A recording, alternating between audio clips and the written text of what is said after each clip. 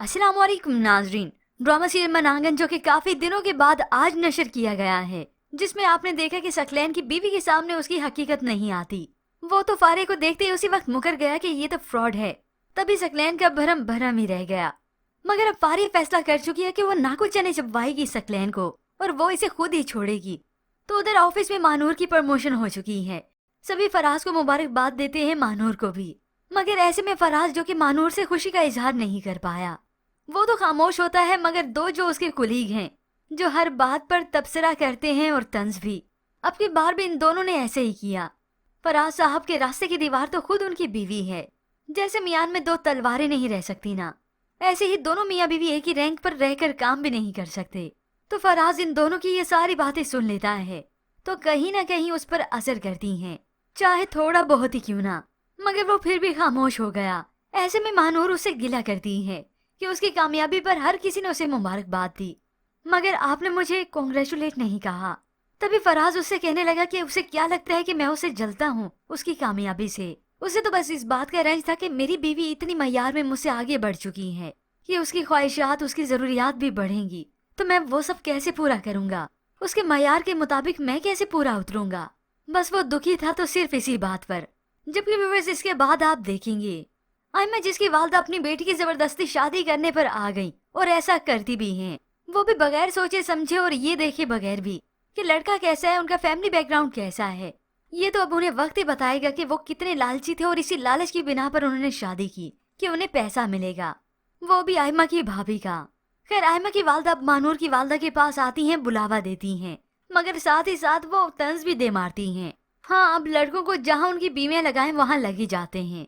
अब ऐसे में रमशा तो बहुत ज्यादा खुश होती है कि चलो शादी में घर का फंक्शन होगा, मैं माहिर से मुलाकात करूंगी, उससे बातें करूंगी, यूं कुछ दिन तक रोज उससे मुलाकात होती रहेगी।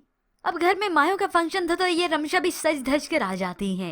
मानूर ने अपनी बहन से मिल तो लिया, मगर देखते ही हैरान थी कि मैंने तुम्हें मना किया था ना, फिर भी तुम यहाँ पे आ गई। ये सुनकर तो रमशा अपनी बहन को इमोशनली ब्लैकमेल करने लगी और ये हकीकत भी बता दी कि सकलैन भाई ने मुझे कहा था कि मैं यहाँ फंक्शन पर आऊँ।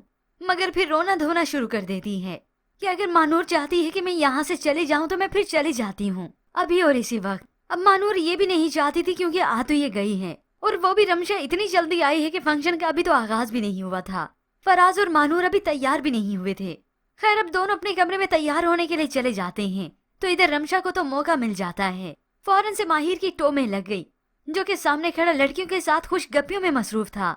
तभी वो उसके पीछे जाती है, उससे बातें करती है, और यही माहिर भी उस पर डोरे डालता है। एन इसी वक्त मानूर भी तैयार होकर आ जाती है, तो अपनी आंखों के सामने ये नजारा देखती है, जिसे ये सब देखकर बिल्कुल अच्छा नहीं लगा। हालांकि वो तो इस रमशा को रोक रोक कर थक चुकी है, मगर रमशा तो इसकी कोई भी बात सुनने के लिए तैयार ही नहीं होती। खैर, फिर यूं ही कुछ ही देर के बाद फंक्शन भी शुरू हो जाता है।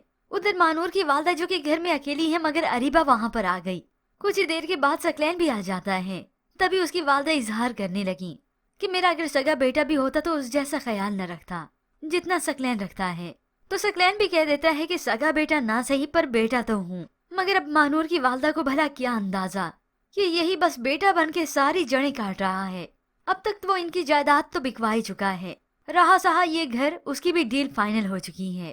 खैर, घिरेगा ये सकलैन, एक दिन मुंह के बल घिरेगा और गिराने वाली इसे फारी ही होगी।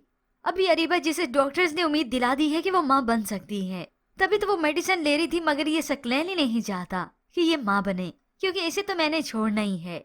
और तभी हो सकता है ये जानबूझकर उसके लिए गलत मेडिसिन ले आया हो ताकि अब ये माँ बन ही ना सके। पर व्यूअर्स, इसके मतलब आप क्या राय रखते हैं, हमें अपनी कीमती राय का इजहार जरूर कीजिएगा। मजीद ड्रामा रिव्यूज के लिए आप देखते रहिए उर्दू टीवी।